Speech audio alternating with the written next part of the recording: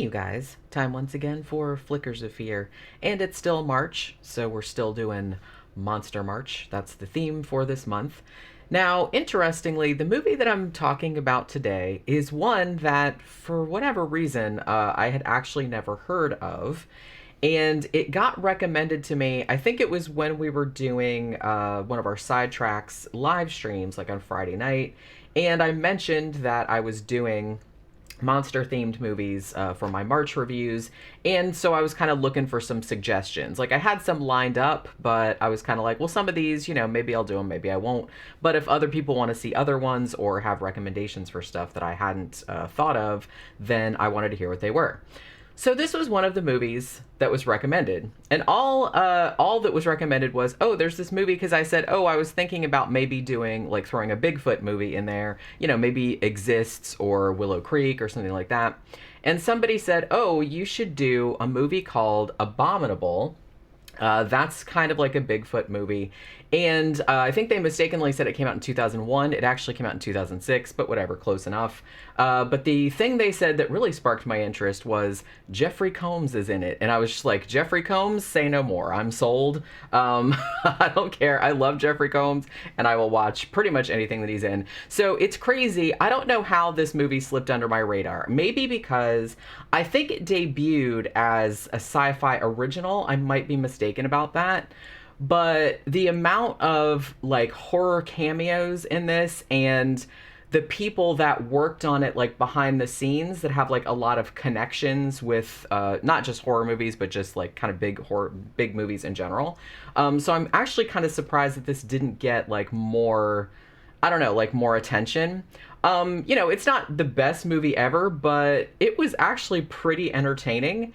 And I gotta say, for the director's first movie, and for as low budget as this movie presumably was, the monster design and the gore effects were pretty damn awesome. So, and especially because it was all practical. Now, you are not going to believe, like, how many. Now, some of the people that I'm saying are in this movie it amounts to, like, extended cameos. But the short screen time that some of them have, they absolutely make the best of it. So one of those being Jeffrey Combs. He's in, like, 2 or 3 scenes, and he's great. He kind of plays this sort of backwoods guy who works at a gas station / convenience store, and he's got, like, these sort of Coke bottle-y glasses, and he has, like, his oxygen tank with his, tube under his nose and stuff like that. And he's actually one of the people that believes in Sasquatch, and everyone just thinks he's a nut. So, like I said, he's only in, like, 2 scenes, but he totally steals it. I mean, like I said, how can you not love Jeffrey Combs? He's awesome. So he's great in it. Also, you have a cameo by the awesome Lance Henriksen, who is always fantastic. He's only in 1 scene, but he really does make an impression.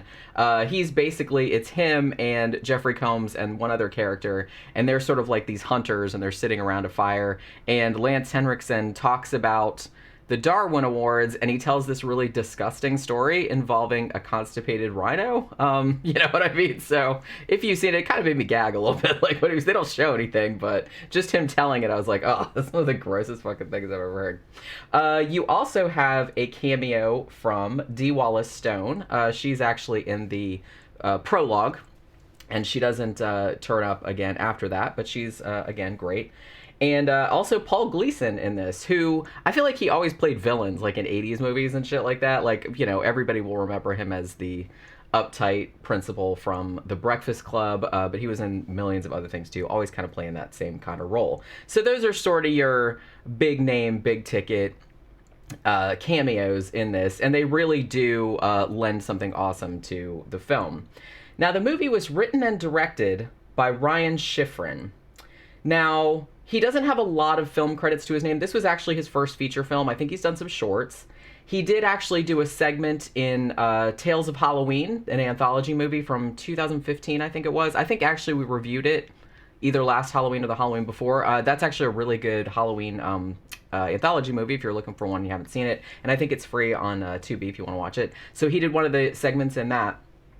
Now, interestingly, he is the son of Lalo Schifrin, who, if you know anything about movies, I think we even talked about him a little bit when we talked about the Steve McQueen movie Bullet, because he actually did the score for that. He's also the guy that composed the theme for Mission Impossible. He did Cool Hand Luke, Enter the Dragon, Amityville Horror, the Dirty Harry movies. Like, he's done a fuck ton of film scores. And indeed, I'm supposing, as a favor to his son, he does the score for this little Bigfoot movie as well, which, I don't know, I just thought that was pretty awesome. Interestingly, too, there's a kind of a main character in this film, played by Christian Tinsley.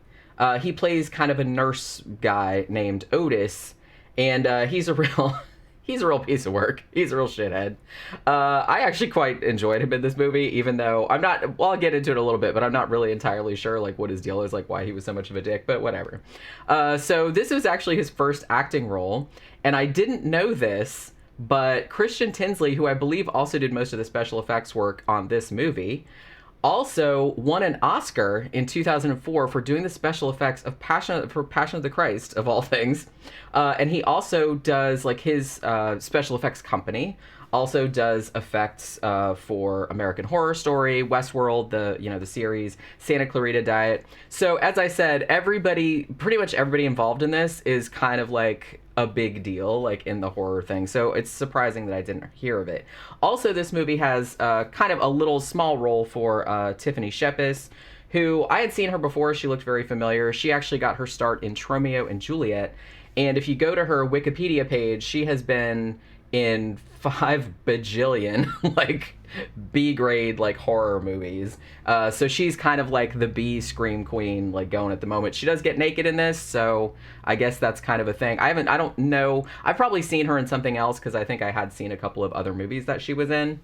But I was watching Bloodbath and Beyond, and they did a breakdown of this, and the one guy that was on there was, like, super into her, and was kind of like, oh, hey, we get to see her naked, so that's always, like, a big plus. And she gets pulled through a window and snapped in half, so there is that as well. Now, the main character of this, though, is played by Matt McCoy, who was very familiar to me, although I couldn't immediately place him.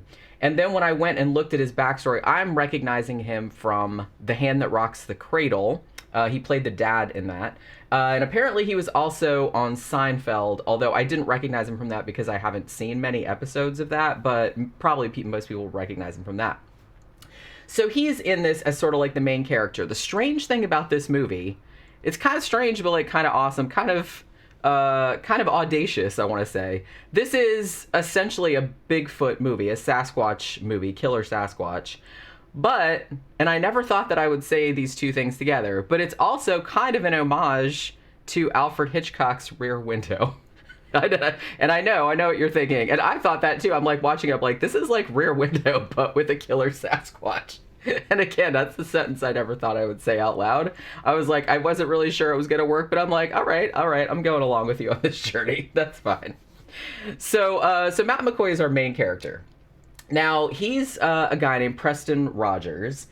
And at the beginning of the movie, he is coming back to his cabin after 6 months away. You don't find out that it's 6 months until later on.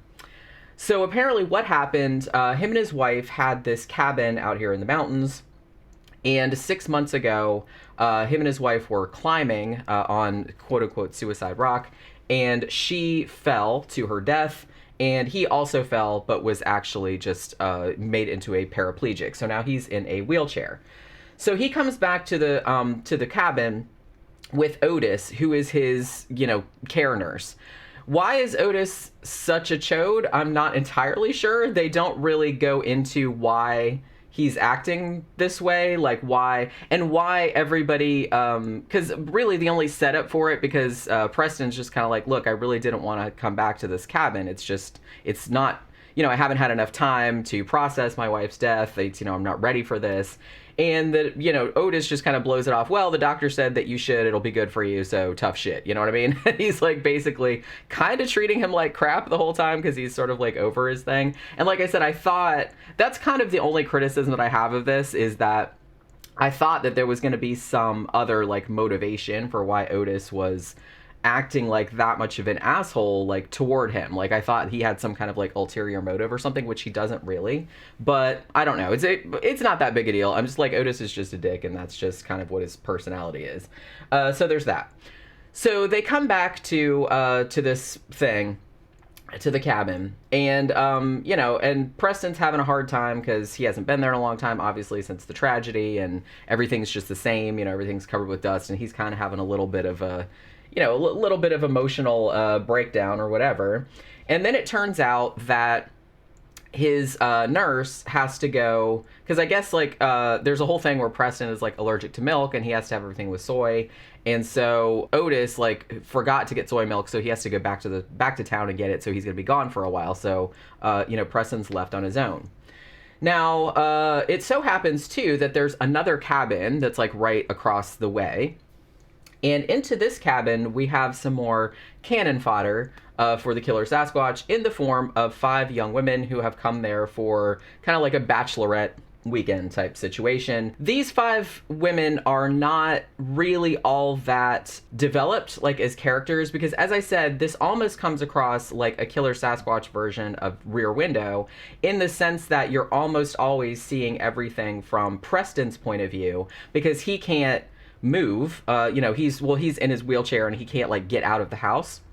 So he's basically like watching the woods because he hears or sees something going on out there, and he suspects that there's something out there that took one of the girls at some point. And so most of the movie is him trying to like warn them that there's something outside and like they need to figure out what the hell's going on. So you don't really get a lot of character development as far as the young women are. I didn't really remember. I remembered one of them's name was Karen because, obviously you're going to remember. And she had like a funny last name too, like Herdberger or Turdberger. No, it wasn't Turdberger. Why did I say that? It was a Herdberger, I think it was. But I can't, and then the later girl, the final girl that actually does survive, her name's Amanda, but I didn't even actually know that until later on, like after everybody else was dead. So, but I didn't remember any of the other 3 names because, like I said, essentially they're just there to get killed by this monster. So as I mentioned, pretty much the whole entire movie is from Preston's point of view. There comes a thing where finally Otis, who spent like 40 million years at the store, and I guess he came back and was like, oh, it took me a long time to find soy milk. So you're presuming that he had to like drive farther away to get it or whatever. But he was gone for a really long time, and it was like dark when it came back. And then Preston, during this time, he hasn't actually seen the Sasquatch, but he's seen something big, like farting around in the woods. There's like a whole thing where one of the power lines and the phone line thing is like knocked down.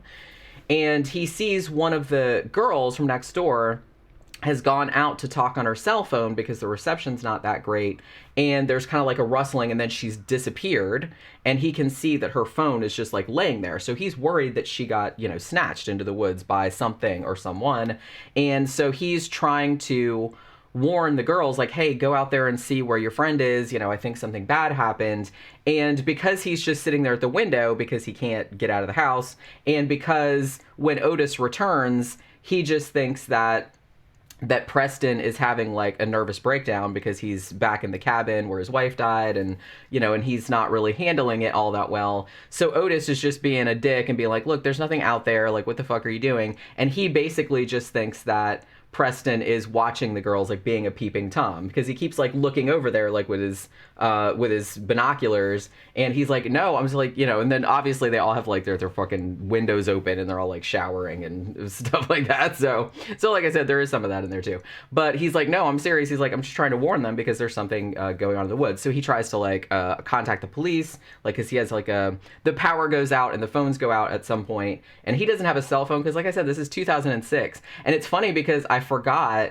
I mean, to me, 2006 doesn't seem that long ago, but now that I'm thinking about it, I'm like, oh yeah, that was a fucking long time ago. So like all the cell phones and like all the email like technology and everything like that looks so fucking ancient, and it's just like hilarious to me. I was like, oh my god, I forgot how long ago 2006 was.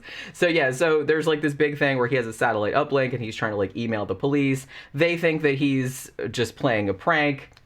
Ooh, the Flatwoods monster, which actually, like, is a real... I think the Flatwoods thing, well, that was an alien, though, wasn't it? But they're kind of, like, homaging, like that.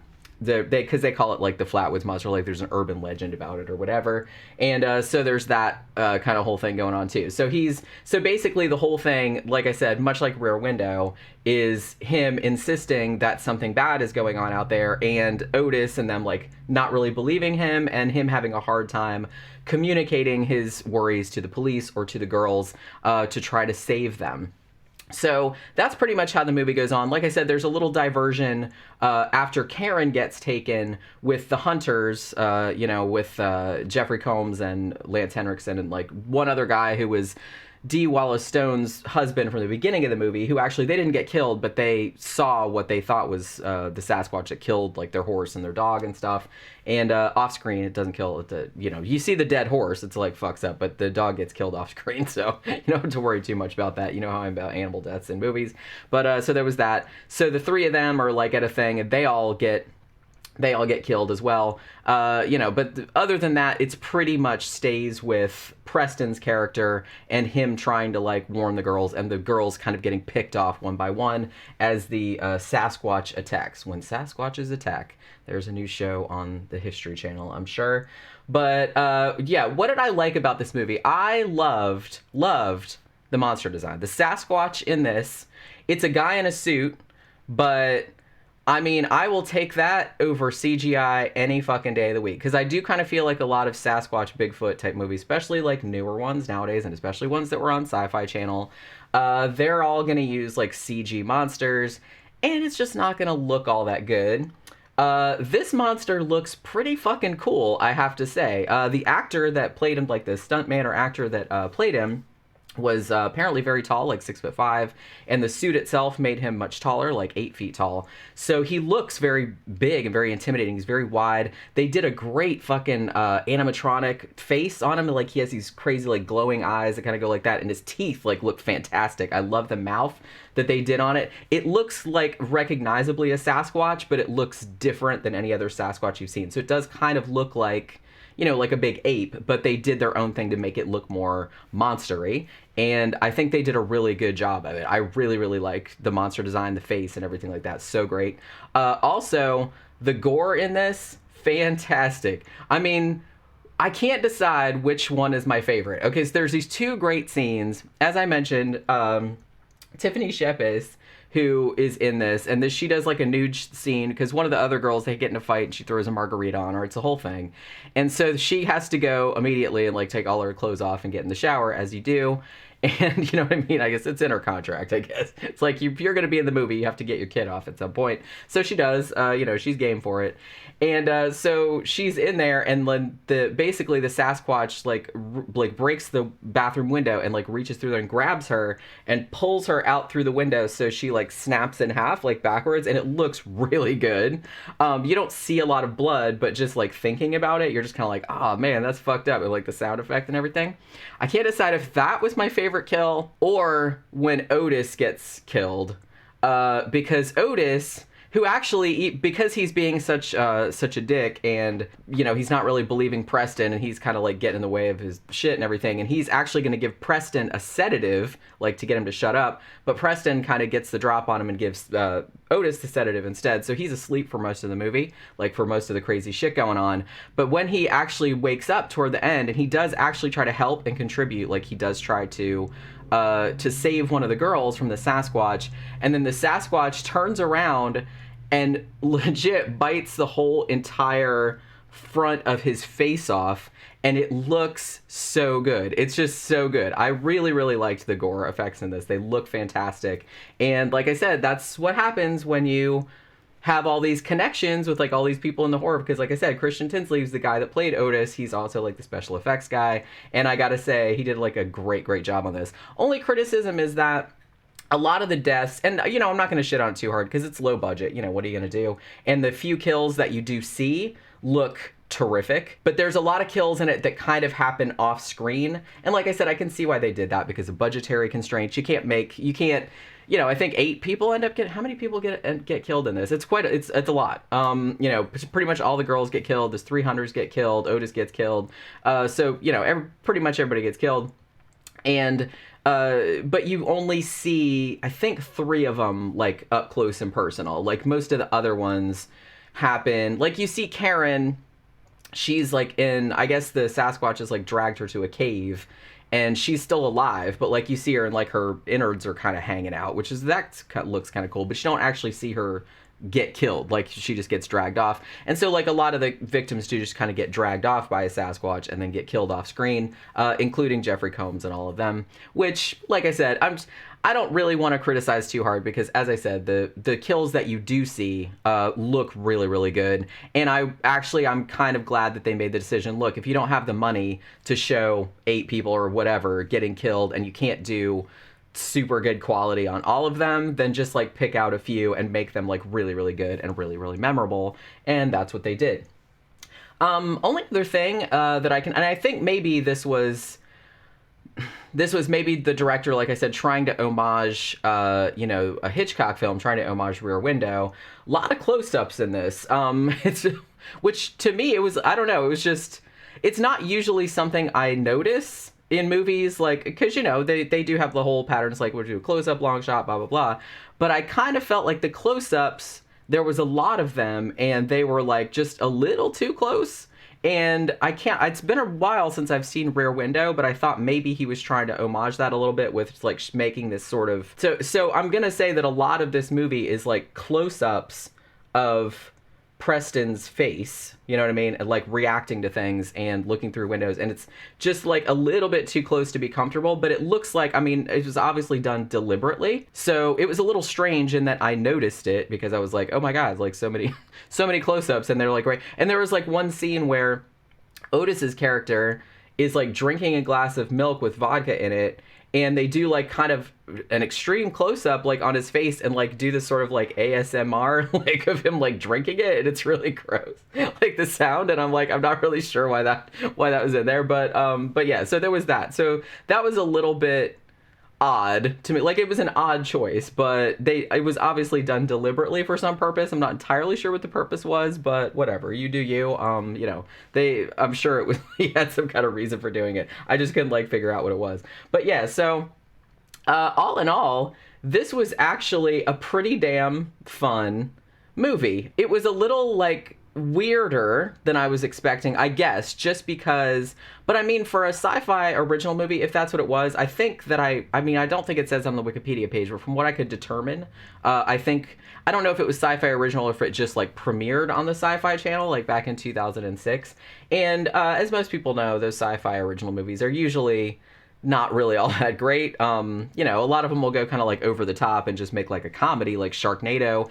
This movie had some comedic stuff in it, in the sense of like Jeffrey Combs' character being kind of funny, and some of the others, like Lance Henriksen's thing being kind of funny, but not over the top funny. I don't think I would necessarily call this a comedy. Most of it's played pretty straight, and particularly toward the end, where you're getting into like the final confrontation with Preston and the final girl from next door, Amanda, and they're trying to like save their asses, from the killer Sasquatch. And actually, there's a couple scenes in there that are actually quite heartfelt, where Preston is like talking about, telling her about his dead wife and stuff like that. And I was like, wow, that was actually kind of nice, like a little character moment and stuff like that, which I don't think they would usually bother to put in a sci-fi movie, or if they did, it would be like super cheesy, and it's really not cheesy in this. It really is. Preston's character is very much played straight, and because he's grieving, he doesn't really crack a lot of jokes or anything like that. There are comedic moments in it. Like I said, Otis is kind of funny. Some of the other characters are kind of funny, but it's not like comedic. They generally take it fairly seriously, but it still like has that sense of fun to it as well. So I think it was like a good balance. And as I said, I love the creature design. I think the Sasquatch in this looks so good. So much better than CGI. I mean, you know what I mean? I just love the real distinctive look of it. I love his teeth. They look fantastic. And a lot of the gore kills, what you do get in this, are really, really good, especially Otis getting his face bit off. I just loved that. I just wanted to watch it over and over. I don't know. It was just like really funny to me. But yeah, so if you've seen this movie, let me know what you think about it in the comments. If you'd like to watch it, it's actually on Tubi at the moment for free. Might be on some other streaming services as well. But yeah, this is totally worth watching, especially if you like Sasquatch movies. You like kind of like fun monster movies that are real gory. Has some nudity in it too if you're into that. And as I said, it's kind of like a spot the horror legend cameo kind of thing going on in there too, so I thought that was pretty cool. But it did it in a way that wasn't like, hey, look who we got in the movie, you know what I mean? It wasn't like self-referential or it wasn't like too aware of itself, I guess. They were just kind of like in there. So I thought it was like really well done in that regard. So yeah, this was actually a lot of fun, and I would like to give a shout out to whoever it was, and I can't remember who it was because it was in the chat on the live stream, and I was probably a little bit inebriated at the time. I remember I was sober enough to write down the name of the movie, but I wasn't sober enough to remember who it was that suggested it. But thank you for suggesting it, because it actually was a lot of fun, and I had a good time watching it. So yeah, that'll do it for this Flickers of Fear. Continuing on with Monster March, and I will see you guys on the next one. Bye.